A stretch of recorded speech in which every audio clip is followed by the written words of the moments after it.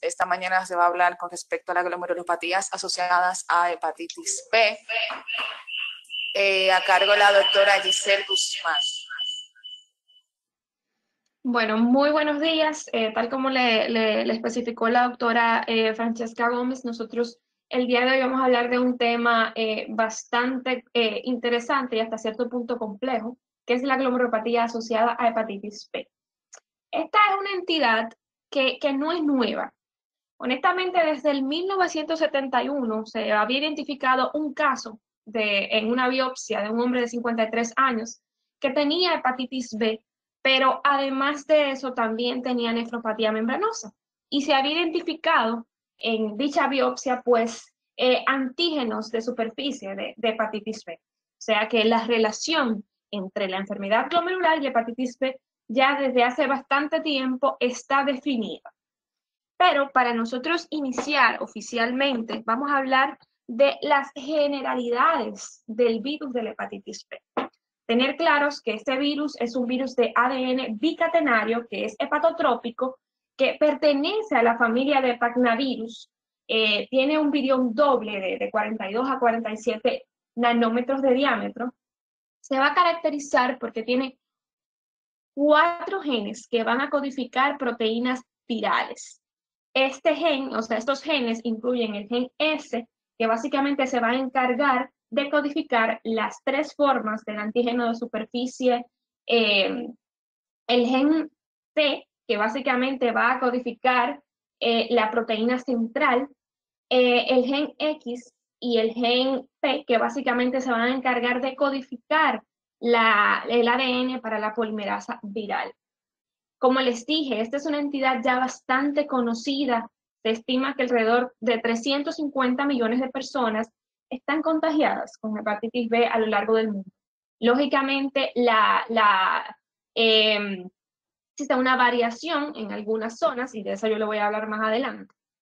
Importante destacar también que existen 8 genotipos del virus de hepatitis B, de la A a la H.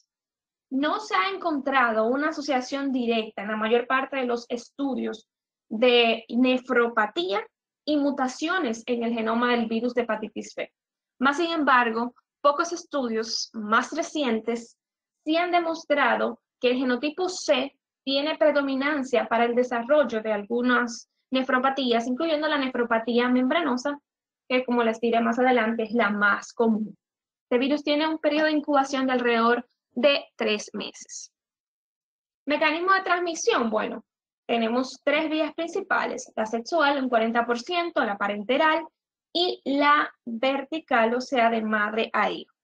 Esto yo lo voy a hacer a modo de resumen porque hay que destacar estos marcadores serológicos para que ustedes posteriormente entiendan parte de lo que es la fisiopatología de la enfermedad. Destacar estos 3 antígenos que desarrollan, como les dije, un papel importantísimo en la fisiopatología de la glomerulopatía asociada al virus de hepatitis B. El antígeno de superficie de la hepatitis B, que es una proteína de cubierta, es el primero en aparecer y te puede indicar desde una infección actual, ya sea aguda o crónica.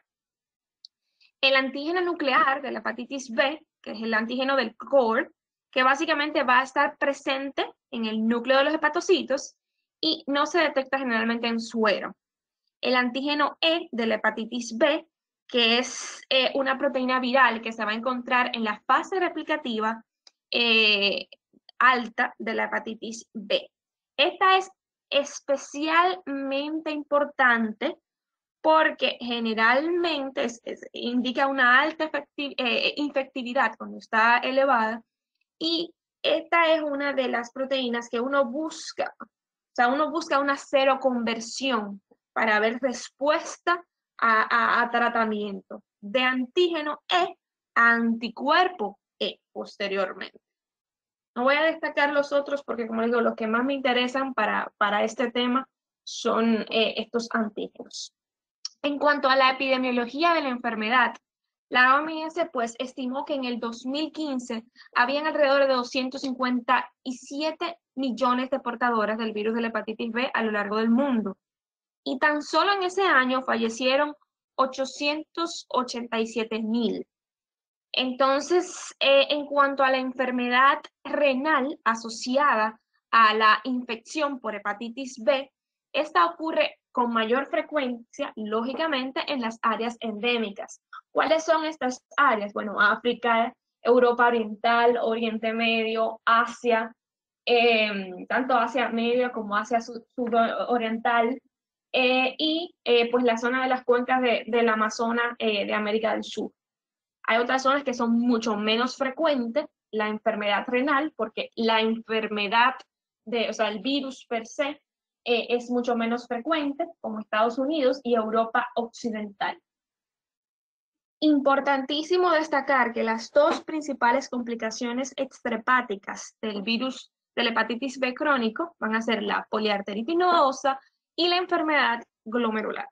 Como yo les dije, eso va a variar de acuerdo a la zona donde esté el paciente. Pueden encontrar algunas zonas en las que la prevalencia de enfermedad glomerular sea de un 5%, eso ya más al norte, mientras que en las zonas como Asia pueden tener una prevalencia de hasta un 12% de nefropatía membranosa, por ejemplo, en pacientes infectados con hepatitis B. También es de interés de observación, algo que de verdad a mí me llamó muchísimo la atención, es que se veía pues una mayor prevalencia de PAN, o sea, de poliarteritis nodosa, en los pacientes que estaban en zonas como Europa y Estados Unidos, donde la infección pues suele adquirirse por vía parenteral. La mayoría de los casos de glomerulopatía asociada al virus de hepatitis B va a ocurrir generalmente en los niños y generalmente va a ser predominantemente en el sexo masculino. Importantísimo y lógico que el uso de la vacuna contra la hepatitis B pues ha disminuido la incidencia de nefropatía membranosa relacionada con el virus de la hepatitis B y también con la glomerulonefritis membranoproliferativa. Lo que evidencia, lógicamente, el papel patogénico del virus en lo que es el desarrollo de la enfermedad glomerular. Entonces, ¿cómo ocurre esto? ¿Cómo puede el virus de la hepatitis B llegar a causar una lesión directa, una lesión en el riñón? Lo primero que tenemos que entender, cómo actúa en hígado versus cómo actúa en riñón. En el caso del hígado, que es lo que quiere evidenciar esta imagen que ustedes tienen acá, el virus de la hepatitis B no va a ser directamente citopático para los hepatocitos. Generalmente la respuesta inmune del huésped, especialmente a través de los linfocitos T citotóxicos, es la base del daño hepatocelular. Después de que el virus ingresa al hepatocito, por endocitosis, como se puede ver en esa imagen, el ADN genómico viral, que es bicatenario, se va a transportar al núcleo. Y ahí, pues, se convierte en un ADN circular cerrado. Y ahí, pues, comienza la transcripción de los ARNM virales. Entonces, esto es hígado. Pero en el riñón tenemos 4 mecanismos fisiopatológicos esenciales que determinan el daño glomerular y tubular también. Bueno, el primero de sus mecanismos son los efectos citotóxicos directos del virus. Es el primero, pero es el menos demostrado. Sí, hay algunos datos preliminares in vitro que han mostrado que el virus de hepatitis B purificado puede inducir la proliferación de células mesangiales glomerulares y también induce a una sobreexpresión del colágeno tipo 4. También esa proteína X, que yo les mencioné ahorita, que se forma del virus de la hepatitis B, induce a un fenotipo que es proinflamatorio en las células epiteliales tubulares y pues aumenta también la inflamación, por lo tanto, tubulointersticial. Entonces, los otros mecanismos son la acción de los linfocitos T y anticuerpos inducidos por la infección viral, el efecto de las citoquinas u otros mediadores inmunes inducidos por el virus más bien, sobre las células renales, y el mecanismo que diría yo, y la mayor parte de los artículos, que es el más importante de todos, es la formación de depósitos de complejos autoinmunes renales, que básicamente consisten de antígeno viral y anticuerpo. Se ha demostrado, en definitiva, que algunos antígenos, como el antígeno de superficie, el antígeno E de la hepatitis B y el antígeno de núcleo, se van a depositar en los glomérulos de los pacientes con glomerulonefritis asociada, relacionada con virus de hepatitis B. Entonces, el depósito inmunitario de estos complejos va a ocurrir predominantemente en la región subepitelial, pero también te va a afectar otras áreas como el área mesangial y el área subendotelial y las áreas subendoteliales. Importante que lo que se deposita depende del tamaño. Por ejemplo, el core y el antígeno del core y el antígeno de superficie van a tener un peso molecular superior a 2 millones de Dalton, mientras que el antígeno de replicación, el E, pues va a ser más pequeñito, va a tener un peso alrededor de 300.000 Dalton.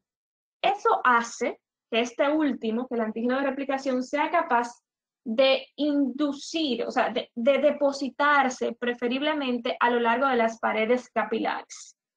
Luego de que pasa esto, entonces se activan los complementos y existe una lesión glomerular que se produce a través de la formación del complejo de ataque a la membrana y también existe una inducción al desarrollo o a la migración de proteasas, a la lesión por oxidación y alteración del propio citoesqueleto de lo que es la célula renal.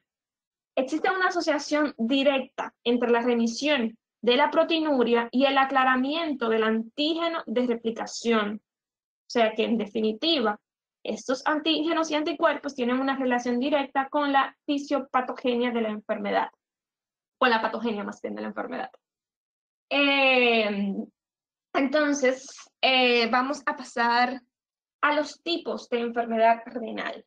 Existe una amplia gama de enfermedades renales que se asocian con el virus de la hepatitis B. Yo les voy a destacar los más comunes y, ojo, no me voy a desglosarlo todo, porque lógicamente eso lo vimos en clases pasadas, sino que le voy a dar los hallmarks de lo que tienen que recordar en relación a la hepatitis B. Entonces, los 3 tipos más frecuentes de enfermedades renales asociadas a virus de hepatitis B, en primer lugar, la más frecuente de todas, la nefropatía membranosa. En segundo lugar, tenemos la glomerulonefritis membranoproliferativa, la poliarteritis nodosa. Entonces, tenemos además la glomerulonefritis creciente, que también se relaciona, la nefropatía por IgA. Recuerden que a nivel del hígado que se produce la aceleración y la gladiación de las partículas de IgA, y cuando el hígado está disfuncionante, pues lógicamente, pues, y también la eliminación de estas partículas de IgA, se va a formar una IgA que es patológica y una IgA que va a ser de difícil eliminación. Pero también estas entidades, esta entidad más bien se ha relacionado con glomerulosclerosis focal y sedentaria, con enfermedad de cambios mínimos y con amiloidosis. Yo me voy a centrar en las 3 primeras, las 3 más comunes. La nefropatía membranosa, como ya les dije, es la glomerulopatía más frecuente asociada a hepatitis B. Vamos a tener una amplia gama de hallazgos que nos van a permitir hasta cierto punto diferenciar una nefropatía membranosa secundaria al virus de hepatitis B de una nefropatía membranosa, pues, idiopática, que ese nombre no le gusta a algunas personas, pero es así. Importante que estos pacientes con nefropatía membranosa pues van a tener una proteinuria que es de grado variable, pero en la mayoría de los casos evidencian síndrome nefrótico, hematuria microscópica. En relación a otros tipos de nefropatía membranosa van a tener niveles más bajos de complemento. Asimismo, pues se va a evidenciar que en menor grado el anticuerpo antiplados R pues va a estar positivo, aunque eso puede variar, porque en algunas publicaciones destacan bueno, lo esperable es que sea poco la cantidad o sea, de casos en los que haya anticuerpos antiplados a R positivo, pero lo que demuestran algunos estudios es que no, que se puede relacionar hasta un 60% de los casos. También la nefropatía membranosa asociada a virus de hepatitis B va a contar con depósitos pues inmunes del antígeno E, de la hepatitis B, del anticuerpo en la región, el anticuerpo también E, en la región subepitelial de la membrana basal glomerular. Y esto también forma parte esencial de la patogenia de esta enfermedad. Pero vamos a ser más específicos. ¿Por qué se caracterizaría? Pues, ¿cuáles son las características clínicas de la nefropatía membranosa secundaria a hepatitis B? Bueno, en los niños ustedes van a tener una fuerte preponderancia masculina, como ya les había dicho anteriormente. La presentación más frecuente va a ser el síndrome nefrótico junto con hematuria. En el caso de los niños, pues la tasa de filtración glomerular puede ser normal o estar discretamente alterada. En la mayor parte de los casos, los niños no van a tener enfermedad hepática, las aminotransferasas van a estar normales. En el caso de los adultos, sí puede aparecer proteinuria, sí puede aparecer síndrome nefrótico, esto es lo más común, más sin embargo, además de, también se produce hipertensión, es más común la disfunción renal y la enfermedad hepática. Entonces, ok. Entonces, el síndrome nefrótico se va a presentar en hasta un 57% de los pacientes. El pronóstico de la nefropatía membranosa en los niños va a ser pues mucho más favorable. Esto en función de si se mantiene la función renal y en las altas tasas de remisión. En los niños se puede evidenciar una remisión de hasta un 60%. O sea, existe una alta probabilidad de una remisión espontánea. A los 10 años, esta tasa de remisión se puede extender hasta un 80%.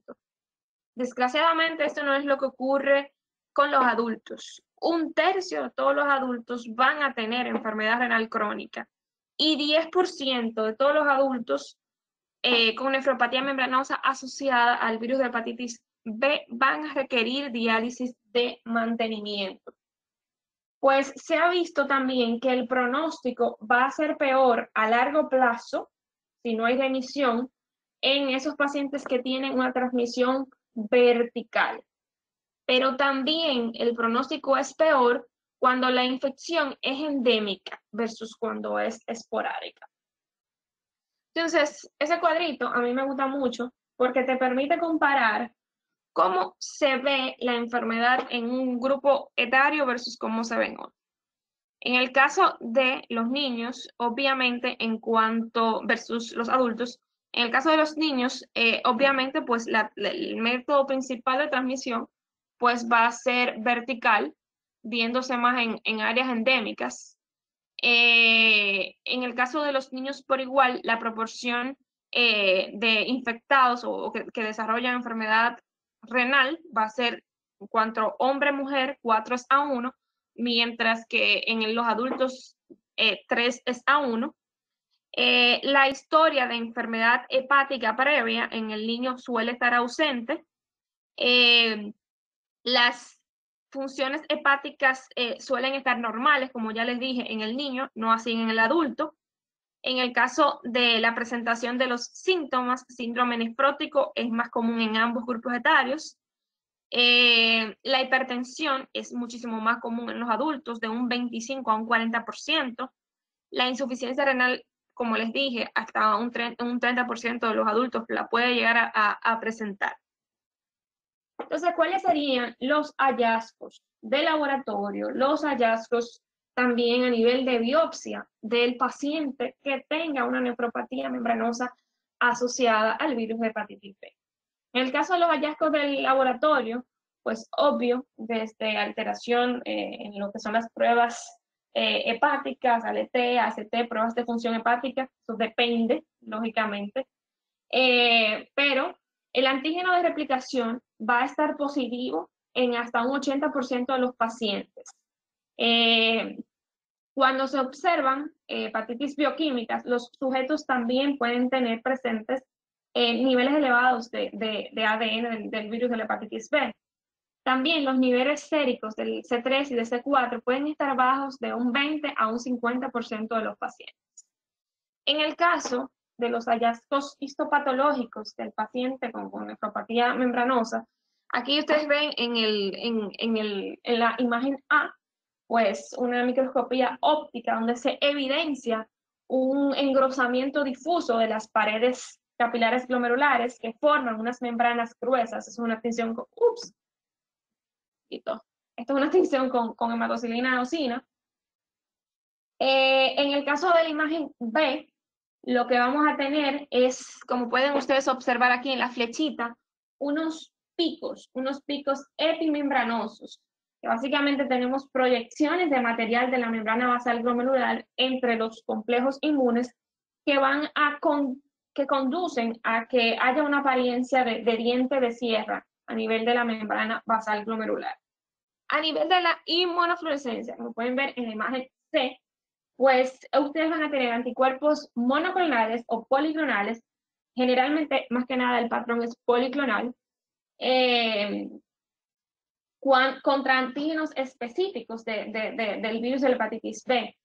Ustedes pueden tener una tinción positiva del antígeno E, el antígeno de replicación, o del antígeno de núcleo para hepatitis B. También ustedes pueden encontrar, tanto en la inmunofluorescencia como en la microscopía electrónica, una tinción, un aspecto granular. Se va a evidenciar este aspecto granular que va a estar compuesto de IgG, o que lo van a dar la IgG, C3, y en menor proporción, pues la IgM. Esto se va a depositar sobre todo a nivel subepitelial. Y sí, pueden encontrar un borramiento extenso de la apófisis de los pocitos del pie. Entonces, las anomalías mesangiales van a ser muchísimo más frecuentes en la nefropatía membranosa secundaria en relación a la forma idiopática. Eso es algo que tienen que subrayar en sus mentes. En cuanto a la enfermedad, a otro tipo de enfermedad, que es la glomerulonefritis membranoproliferativa, pues vamos a tener estos depósitos de complejos de antígeno anticuerpos circulantes en el mesangio y en el espacio subendotelial. También vamos a tener depósito del antígeno de superficie, así mismo como el antígeno de replicación, y esto pues va lógicamente a implicar una asociación directa del virus con la producción de esta enfermedad. Las manifestaciones pueden ser desde hematuria, grados variables de proteinuria, puede haber GFR disminuido, hipertensión, inmunocomplejos que se van a centrar más que nada en el mesangio y en el subendotelio. En cuanto a la crioglobulinemia, que va a ser más que nada la mixta, pues es poco frecuente, o sea, poco frecuente si nosotros la comparamos con la hepatitis C, que puede aparecer hasta en un 80% de los casos. En la hepatitis B podemos evidenciarlo hasta en un 9% de los casos. El patrón que se tiene en estos inmunocomplejos va a ser policlonal, que va a estar compuesto por el virus, por IgG policlonal, IgM policlonal, que se van a depositar sobre todo en la superficie subendotelial. Hay un estudio que yo encontré en el que se hizo con apenas 12 pacientes que tenían crioglobulinemia asociada a la hepatitis B. ¿Cuál fue el desenlace de estos pacientes? Todos ellos tenían un rango nefrótico de proteinuria, tenían hematuria microscópica y tenían una función renal pues deteriorada. A lo largo del estudio se evidenció hipocomplementemia y eran positivos también para el factor reumatoide. Y al final ya se evidenció que la mitad de los pacientes llegaron a fallecer o desarrollaron enfermedad renal terminal durante el seguimiento, pese a los tratamientos inmunosupresores, pese a los antivirales dados. O sea que el pronóstico no es bueno. En el caso de la poliarteritis nodosa, que básicamente es una vasculitis necrotizante que va a afectar a los vasos de pequeño y mediano tamaño. Vamos a evidenciar, en el caso de la enfermedad renal, esta se manifiesta en hasta un 40% de los casos. Vamos a evidenciar un GFR que puede ser variable, hipertensión, depósitos de inmunocomplejos en los vasos que va a desencadenar los diferentes procesos inflamatorios, y la relación en lo que respecta al inicio de la infección versus al inicio de la enfermedad, o sea, de la PAN, de la poliarteritis nodosa, va a ser un intervalo de alrededor de 4 meses.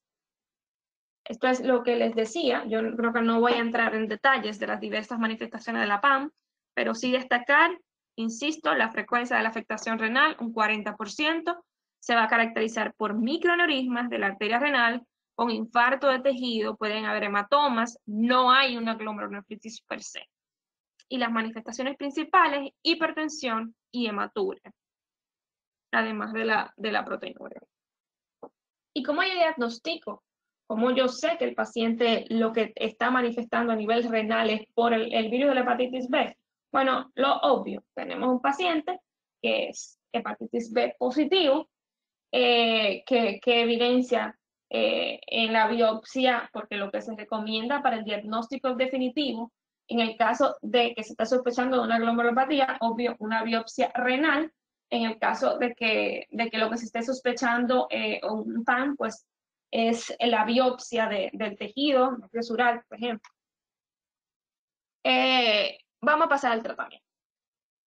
En cuanto al tratamiento, nosotros tenemos 3 opciones diferentes. Estas opciones van a variar de acuerdo al tipo de enfermedad y además de eso a la gravedad de la misma. El primer pilar del tratamiento va a ser la terapia antiviral, y esa yo la voy a detallar más adelante. El segundo tipo de tratamiento, por así decirlo, va a ser la terapia inmunosupresora con o sin plasmaféresis. Y el otro tipo la otra gama de tratamiento va a ser la terapia antiviral, pues combinada con terapia inmunosupresora. Entonces, vamos a ser más detallistas. Lo primero es a quién yo trato, a quién yo le doy terapia antiviral para la hepatitis B. Todo paciente que tenga enfermedad renal asociada con el virus de hepatitis B, que tenga un ADN en suero de hepatitis B detectable o un antígeno E de la hepatitis B positivo o un antígeno de superficie, debe ser tratado con terapia antiviral. El objetivo en los pacientes que tienen una enfermedad renal crónica va a ser la supresión de la replicación viral, sobre todo en estos pacientes que son candidatos a trasplante renal. Y esto así nos evitaría las complicaciones virales como la cirrosis, el carcinoma, pero también nuestro objetivo tiene que ir de la mano con la remisión de la proteinuria con preservación de la función renal. Y esto, como yo les dije en un principio, tiene una fuerte asociación con la seroconversión, con la conversión de este antígeno de replicación a un anticuerpo, el anticuerpo E. Entonces, estas son las recomendaciones. Déjame ver cómo yo puedo acercar esto. Las recomendaciones generales para tratar a determinados pacientes. ¿A quién yo trato? Además de lo que yo les dije, ¿a quién yo le doy terapia antiviral? ¿Qué parámetros yo tomo en cuenta? Lo primero es, se toma en cuenta si el paciente tiene o no cirrosis. Si el paciente no tiene cirrosis y tiene más de 20.000 copias de ADN de hepatitis B, con enzimas hepáticas, pues menos de 2 veces el valor normal, lo que ellos generalmente hacen es no tratar, sino darle seguimiento. Si en algún momento se agudiza, entonces se inicia tratamiento. Pero si el paciente, pues, no tiene cirrosis, pero tiene más de 20.000 copias de DNA, si tiene además enzimas hepáticas ALT específicamente 2 veces el valor normal, y si llega a presentar en algún momento un flare, entonces ahí se inicia pues tratamiento con los inhibidores de los nucleócidos o en su defecto con interferón. Ok, yo voy a ser más detallista posteriormente. En el caso del interferón, pues generalmente se le da la terapia por alrededor de 48 semanas. Pero si el paciente tiene cirrosis y está compensado, entonces, lo que se hace es que se trata con inhibidores de los nucleócidos, que voy a ser, como les dije, más detallista ahora. Entonces, vamos a hablar de la elección del tratamiento antiviral. Como ya les dije, nosotros disponemos, en lo que respecta al tratamiento antiviral, de 2 pilares. El interferón generalmente el que se prefiere es el pegilado, versus los inhibidores de los nucleócidos o nucleótidos. Entonces, el primero que tenemos es el interferón. El interferón alfa específicamente va a activar las vías celulares que van a conducir a la degradación de ARN viral y por lo tanto va a mejorar la respuesta inmune mediada por células hacia los hepatocitos infectados con hepatitis B. Entonces, el uso de este tipo de medicamentos se ha asociado con una remisión sostenida de la proteinuria en hasta un 100% de los casos. Se ha asociado también con un aclaramiento del antígeno E o de replicación de un 20 a un 80%, y con una tasa de abandono que es bajita, alrededor de un 10%. La resolución de la proteinuria se evidenció generalmente a los 6 meses luego de la seroconversión utilizando este medicamento.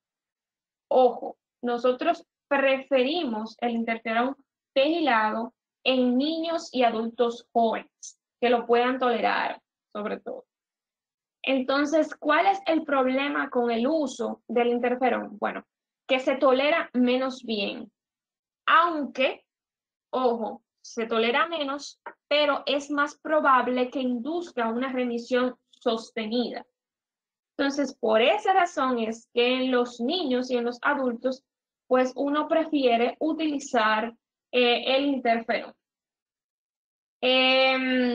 Ojo, importante, uno trata de evitar el interferón en los pacientes que tienen una glomerulonefritis rápidamente progresiva porque puede acelerar el proceso, puede acelerar el proceso de deterioro. Y otra cosa, el interferón, al menos el pegilado, tiene que ajustarse de acuerdo con la función renal.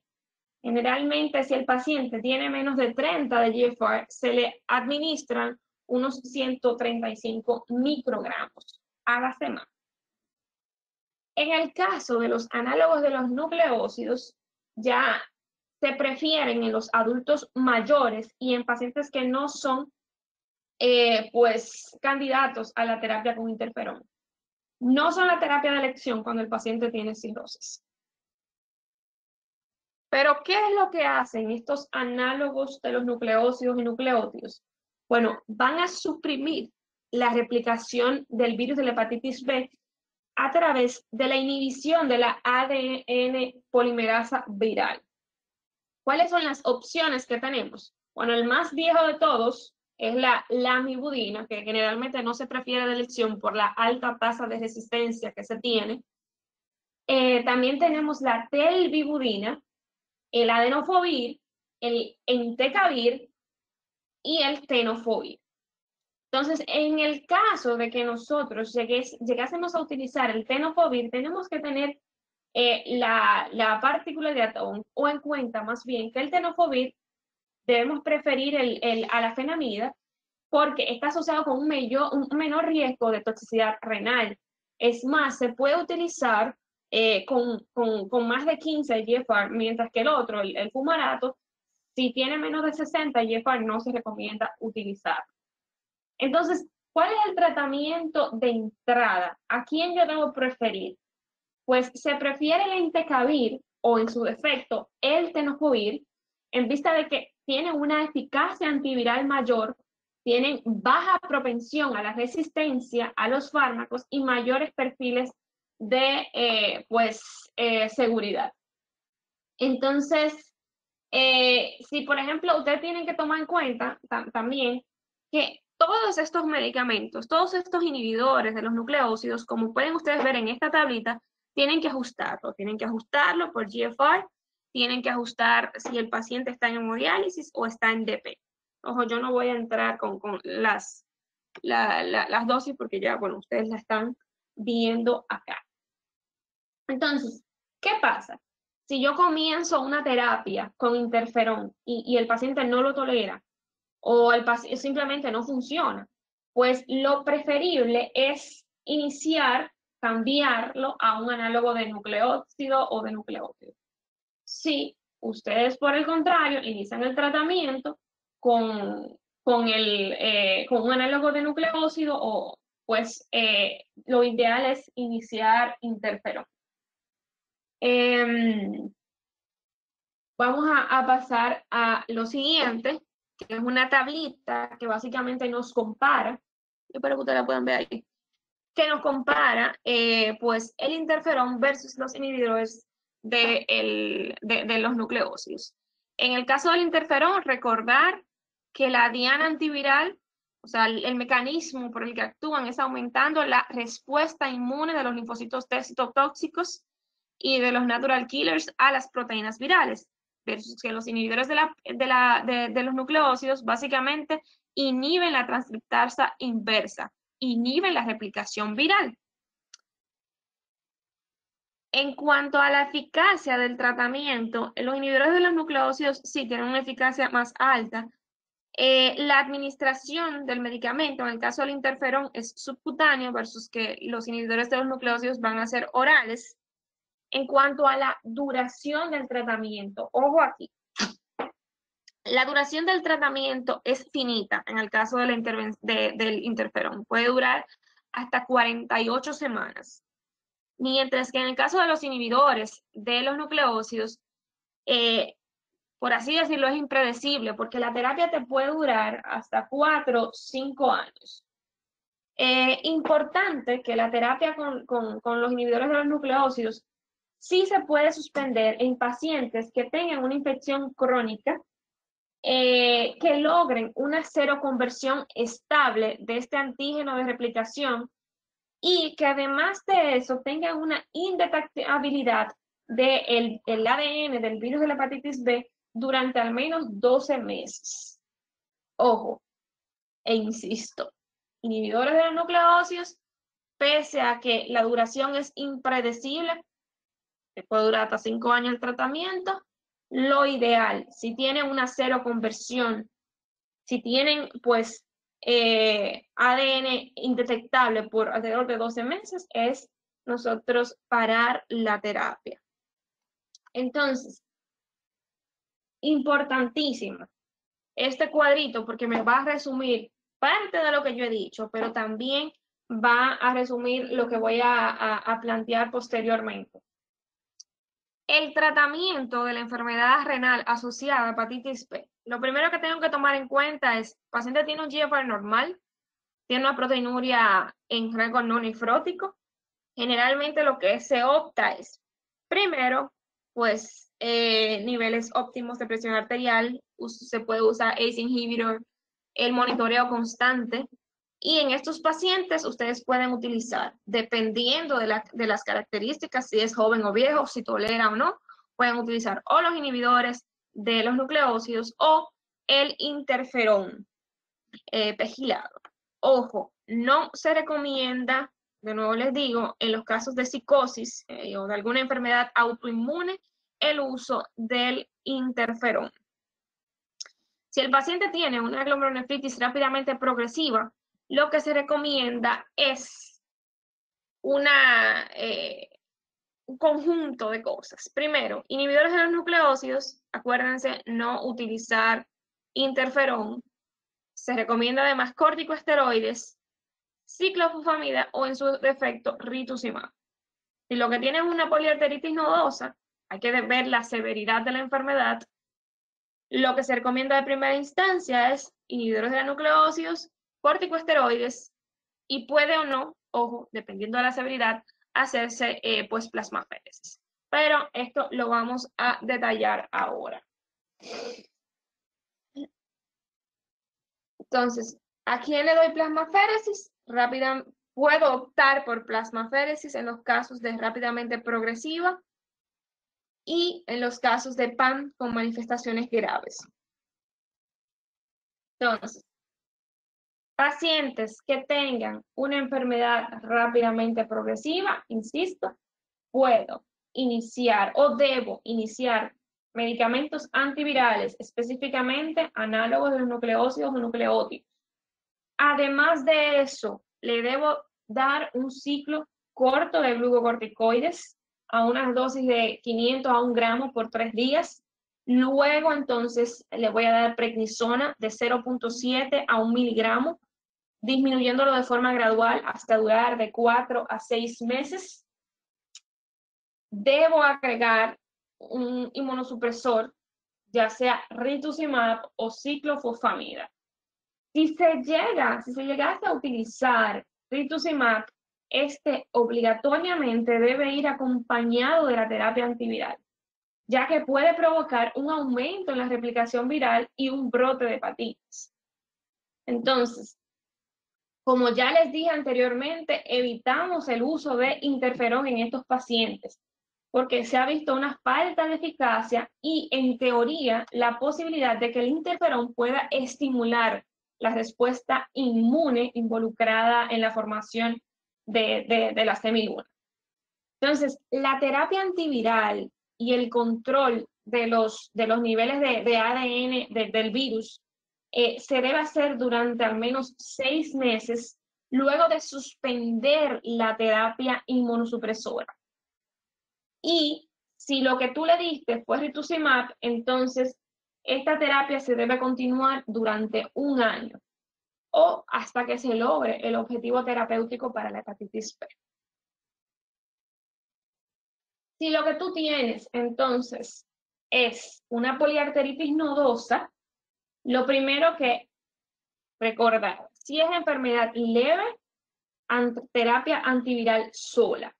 Si es enfermedad severa, dígase manifestaciones graves como presencia de lesiones ulcerosas o gangrenosas en las extremidades, lesión renal aguda, pacientes con polineuropatía, con afectación del sistema nervioso central, con arteritis mesentérica o con isquemia miocárdica, entonces ahí tiene que entrar, pues, primero, las glucocorticoides a una dosis de 0.7 a 1 miligramo por kilogramo de peso por día durante unos 4 a 6 meses. Ahí debe entrar la posibilidad de plasmaféresis. La plasmaféresis se hace de 2.5 a 4 litros, se hace en unas 6 a 10 sesiones durante 2 a 3 semanas y también tiene que ir acompañado pues de terapia citotóxica. Entonces, vamos a pasar ya a lo que es el paciente que tiene una infección de hepatitis B, pero además tiene también una infección de hepatitis C. Ojo, en el workup de investigación de este paciente con hepatitis B, ustedes tienen que hacer lógico, HIV, tienen que hacer hepatitis C. Cuando resulta positivo para ambos, ¿cómo yo lo trato? Bueno, la elección de la terapia va a depender del estado de replicación de ambos virus. O sea, se tienen que medir los niveles de ADN del virus de hepatitis B, pero también de ARN del virus de hepatitis C, para así ayudar a determinar cuál es el virus dominante y, por lo tanto, cuál es el virus que probablemente es el responsable de la patología renal subyacente. Entonces, los pacientes que tienen una coinfección y que tienen de ambos virus y que tienen una glomérulo pues asociada, la terapia debe consistir en interferón o la combinación de antivirales de acción directa más análogos de nucleócidos para así poder tratar ambos virus. ¿Ok? Entonces, ¿y el paciente en hemodiálisis? ¿Qué opciones yo tengo? Importante destacar que la prevalencia de portadores de virus de hepatitis B entre los pacientes de diálisis es de alrededor de 1% en los Estados Unidos, mientras que en los países asiáticos llega hasta un 10%.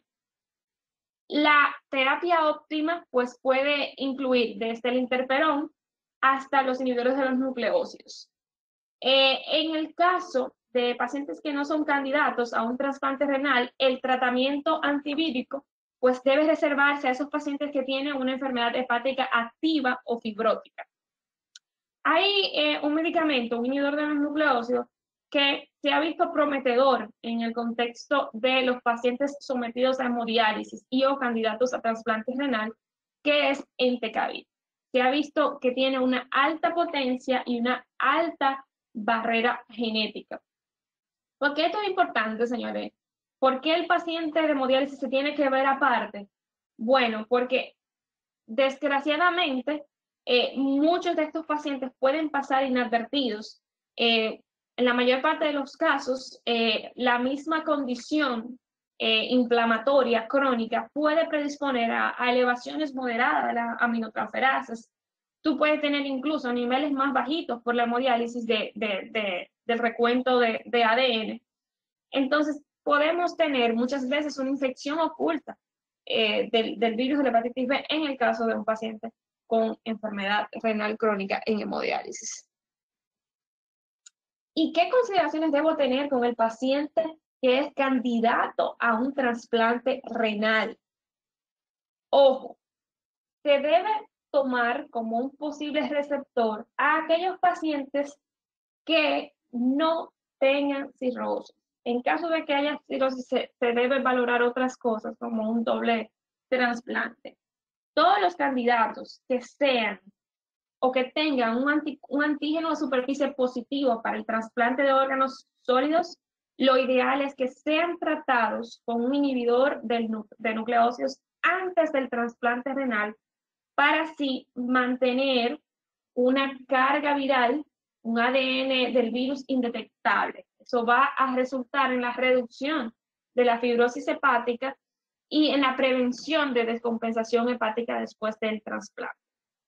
En cuanto a los donantes, hepatitis B positiva, es un tema de muchísima discusión, se lo voy a decir. En algunos países sí se aceptan de que pacientes positivos con una carga indetectable, pues donen a pacientes positivos igual con una carga indetectable. Ojo, la terapia de interferón está contraindicada entre los pacientes, entre los receptores de trasplante, debido a que hay un mayor riesgo de rechazo agudo y hay una baja potencia, pues, antiviral. Ya en el 2009, la CADIGO recomendó profilaxis con Entecavir, tenofovir o lamivudina para los receptores de trasplante renal que sean hepatitis B positiva. Se recomienda el uso preventivo de la terapia con inhibidores de nucleócidos a todos los pacientes que sean positivos para hepatitis B, ya sea poco antes, desde 2 semanas antes o al momento del trasplante, independientemente de la gravedad histológica o el nivel sérico de ADN de la hepatitis B. O sea, independientemente de usted, le tiene que administrar inhibidores de los nucleócidos a esos pacientes que sean positivos, esos receptores que sean positivos. Y el tratamiento se debe continuar mientras dure la terapia inmunosupresora o durante al menos 2 años. Entonces, nada, esto que les dije es un resumen de todo lo que encontré en estos artículos. espero le haya gustado y si tienen algún comentario, bueno, pues le escuchamos.